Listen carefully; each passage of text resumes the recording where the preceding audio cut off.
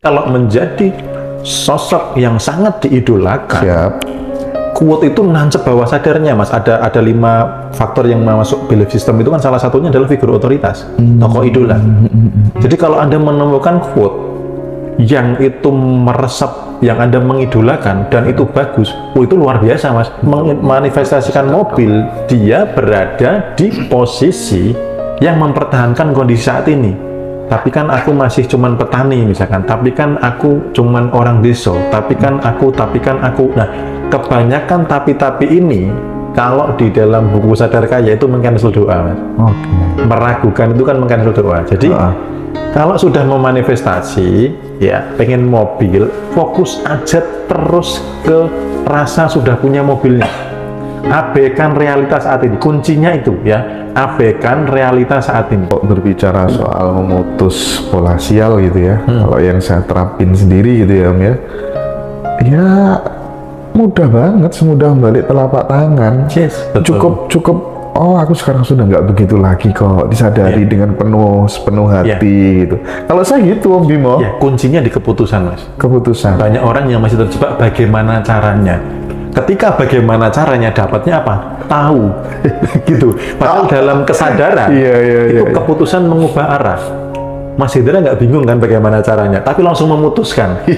Saya putuskan sekarang begini. Nah itu loh, jadi kuncinya di situ, Mas. Ya, semudah itu. Bahaya gitu. Orang yang sering menanyakan, bagaimana caranya? Bagaimana caranya? Gimana caranya, Mas Bambang? Cukup ambil keputusan, Mas. Ambil keputusan, simple. Tadi bicara soal yang Pak Mardigu ya, itu sebenarnya sama juga seperti yang dilakukan oleh John F. Kennedy ketika kemudian dia ingin duduk di Gedung Putih itu, karena mungkin kalau Om Bimo kan nyamannya bagaimana? Nah, nyamannya John F. Kennedy itu mungkin dengan ditempel di dinding kamarnya tuh foto Gedung Putih gitu, sehingga dia mau tidur gitu, aku nanti kan mau duduk di situ, jadi aku harus baca yang banyak dulu, bangunnya lebih pagi karena lihat Gedung Putih untuk ketemu relasi segala macam gitu, dan terjadi Om Bimo. Terjadi, iya, gitu.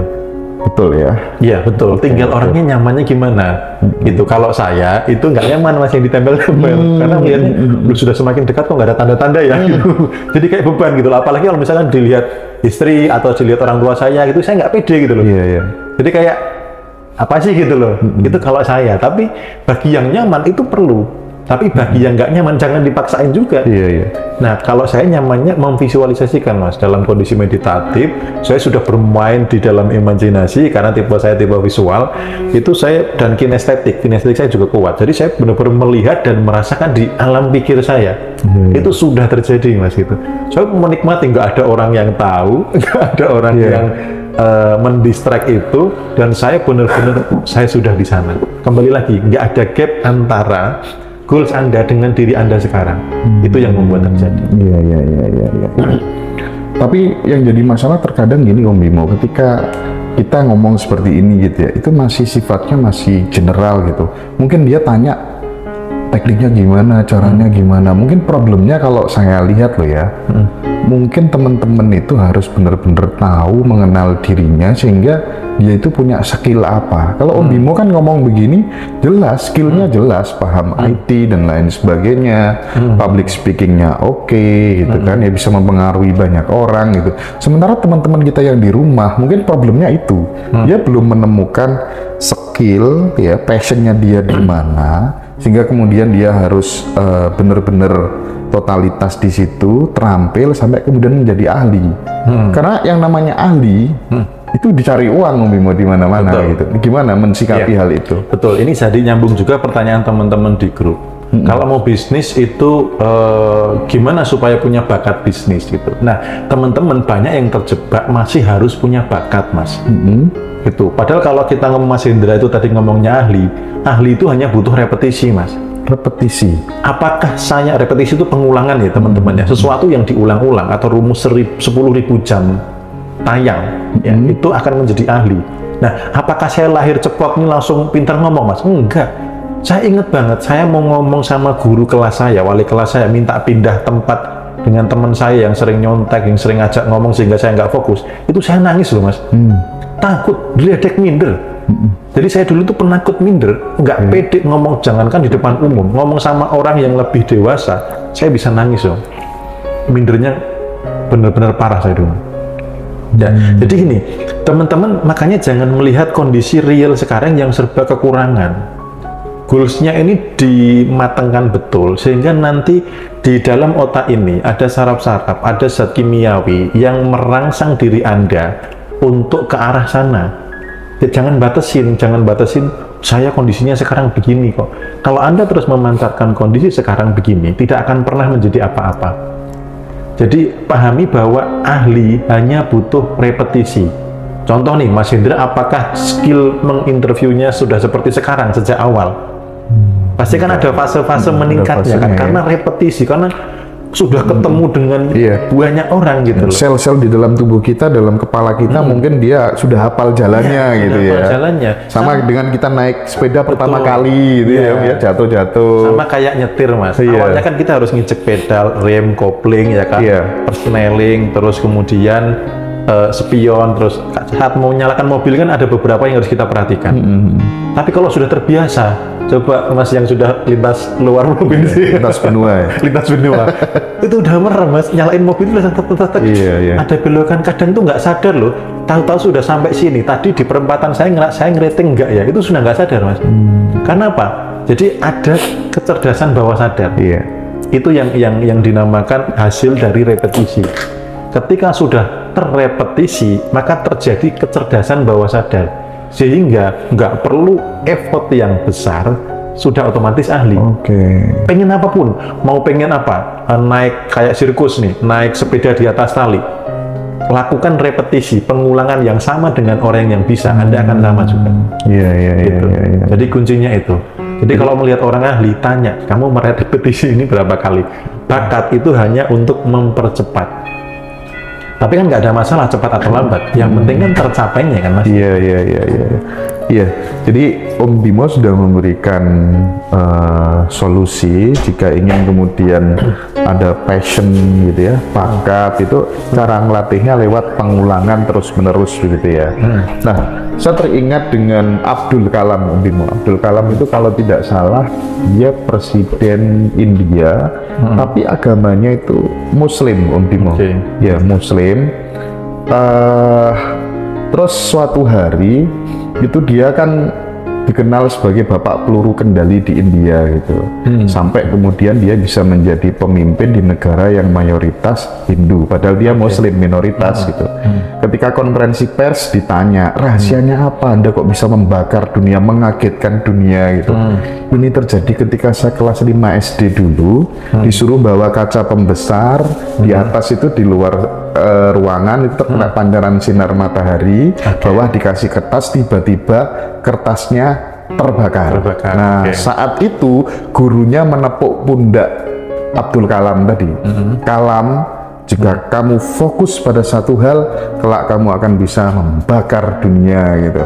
Nah, kalimat itu kemudian merangsek, melekat dalam pikirannya gitu. Nah, Om Bimo, kalimat-kalimat, quote-quote itu sebenarnya seberapa besar pengaruhnya terhadap perkembangan kemajuan kita dalam konteks ilmu kemakmuran?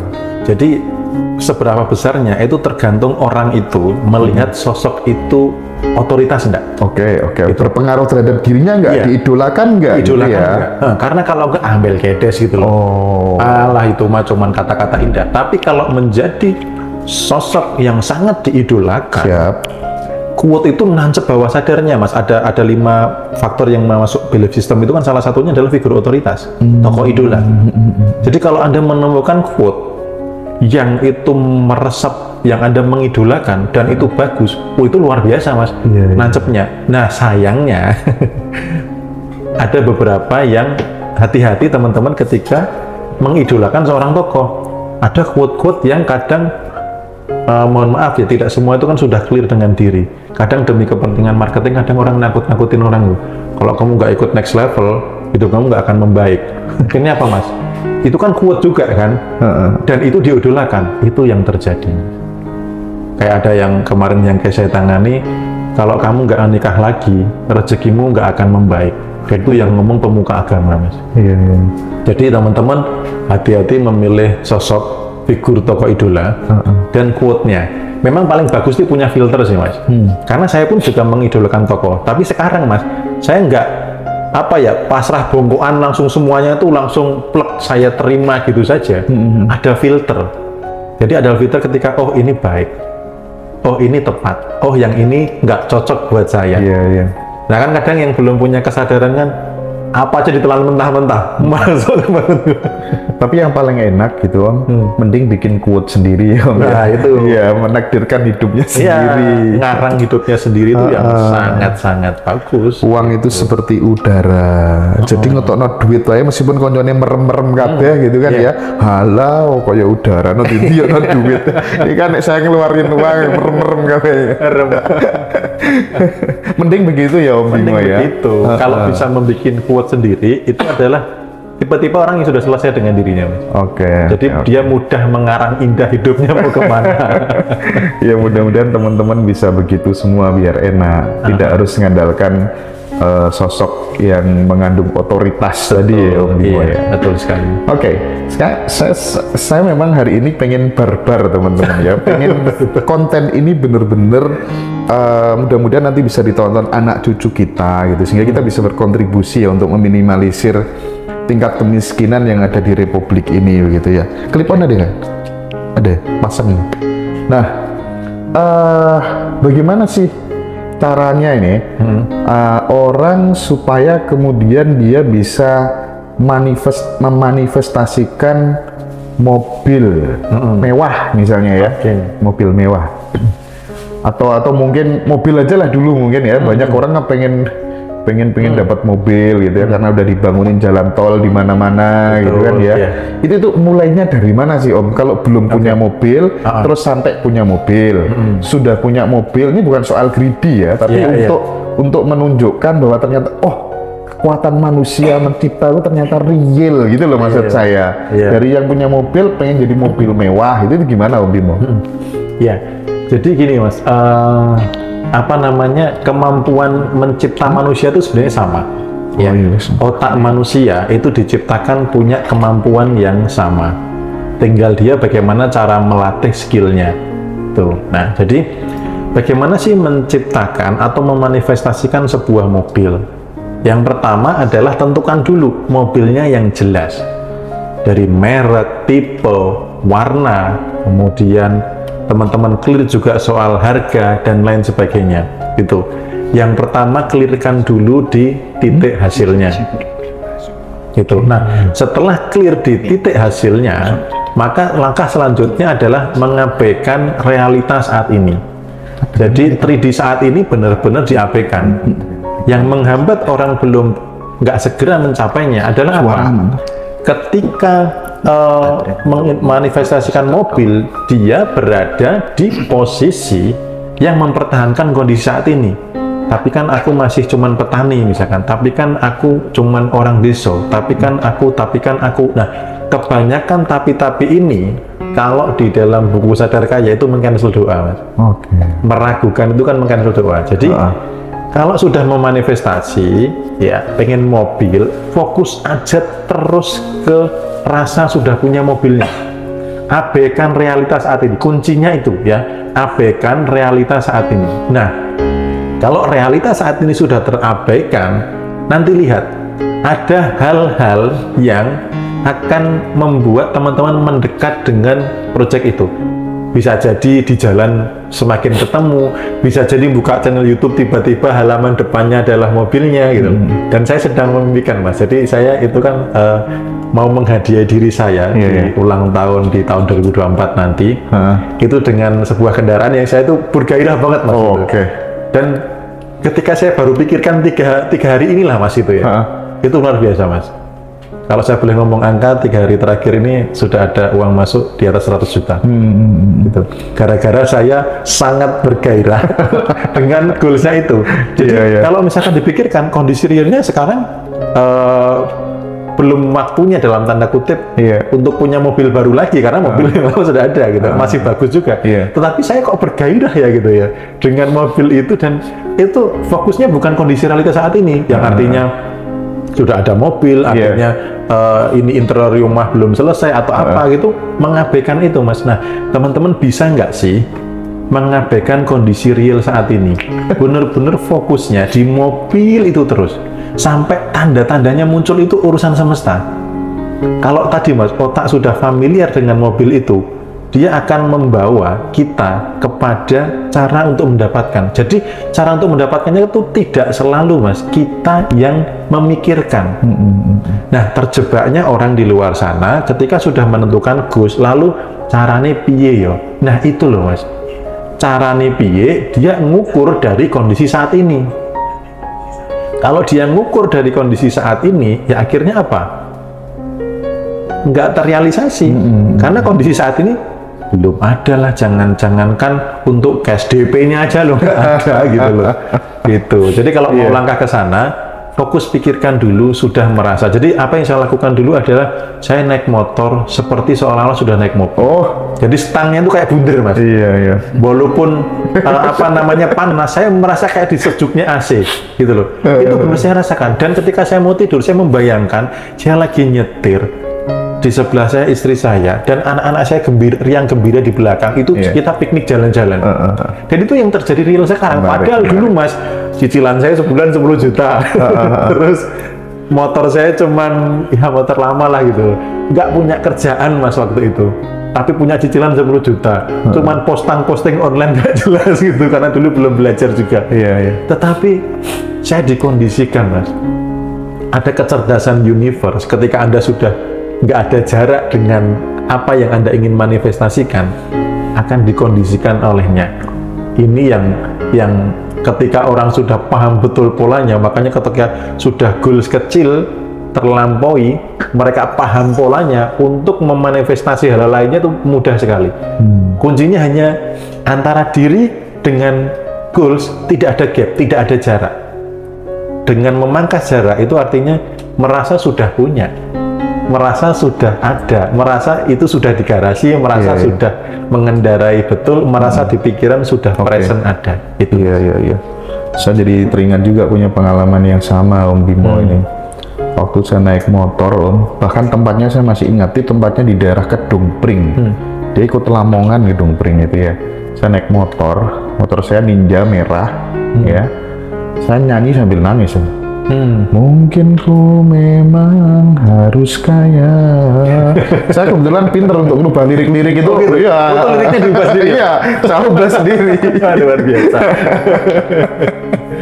Tapi memang bener Om, nyata serius sih, harus percaya dulu sebelum akhirnya terjadi. Iya, percaya dulu. Saya kan merasakan bagaimana ya, kasihan dari kecil sudah nggak punya bapak, meninggal dunia kan, bapak kelas 2 naik kelas 3, terus ibu kerja sendirian, kasihan. SMA saya tinggal di pesantren yang notabene kemudian ya di situ kita cari uang sendiri. Ini semua akarnya adalah finansial. Jadi saya terus akhirnya ada ngamuk gitu loh. Nanti aku akan ngurusi banyak orang. Mobilku tak jejer nang ngarepe omah papap. Warnane ki. Terjadi semua Om Bimo. Yang ngamuk itu penting, the power of ngamuk itu ternyata ya Om ya. Iya, ngamuk dalam hal positif. Iya. Dendam positif gitu. Diarahkan yang positif. Diarahkan ke yang positif. Bisa, sangat bisa. Ya kalau ngubah lirik itu nyata loh.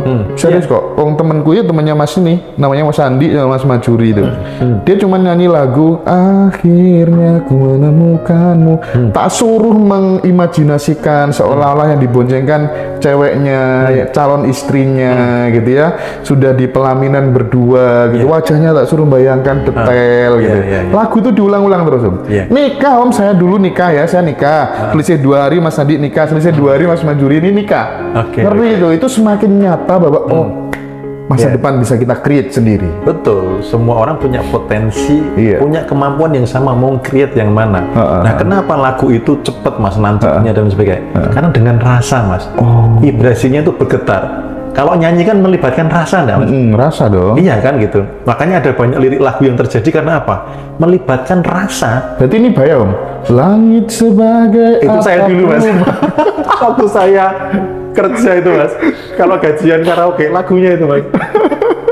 Jadi kalau udah ref Mas, itu nyanyi bareng-bareng, itu menikmati. Dan itu yang terjadi dalam kehidupan. Artinya bukan benar-benar langit ini, tetapi sebagai orang yang miskin itu terjadi itu. Oke. Ini keren ya, diskusi kita hari ini keren sekali teman-teman. Oke. Nah, sekarang ini Om, ini kan hidup ini pada akhirnya kan ya kalau secara hakikat kematian itu tidak ada, tapi kenyataannya kan fisik kita itu kan nanti kan nggak kepake, ya kan? Yang ingin saya tanyakan, ketika kemudian nanti kita itu supaya orang itu bisa mengenang kita gitu ya. Jadi caranya agar orang mengingat kita selama-lamanya itu kira-kira dalam hidup ini apa yang harus kita lakukan menurut Om Bimo? Ya, seberapa Anda bermanfaat ya? Oke. Jadi kalau dari rumusnya Pak Madrigo itu dari bagaimana orang tahu siapa Anda, kenal siapa Anda, lalu suka kepada Anda, dan percaya berpengaruh. Nah, semakin besar lingkar pengaruh. Jadi rumusnya cuma itu, semakin besar lingkar pengaruh, semakin Anda sukses. Kalau Anda bisa mempengaruhi semakin besar orang, Anda semakin sukses. Kalau Anda sekarang belum sukses, berarti Anda jangan-jangan mempengaruhi pasangan sendiri pun belum bisa, mempengaruhi anaknya pun belum bisa. Nah, ketika lingkar pengaruh besar dan Anda punya mindset kebermanfaatan, kan semakin orang merasakan dampak bahwa orang ini berjasa dalam hidup saya. Saya itu kalau ngelihat komen Ngaji Roso, Mas, merinding loh. Melihat betapa kerennya Ngaji Roso, dampaknya mereka mengatakan Mas Hendra terima kasih sekali. Ini ada poin plus untuk Mas Hendra yang tadi Mas Hendra tanyakan gitu loh.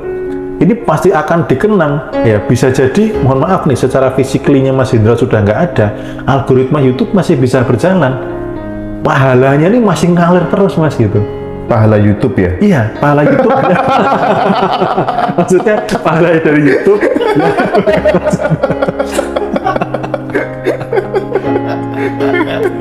Ngelatih adsense-nya diwariskan. Oke Om, udah akan sia-sia ini.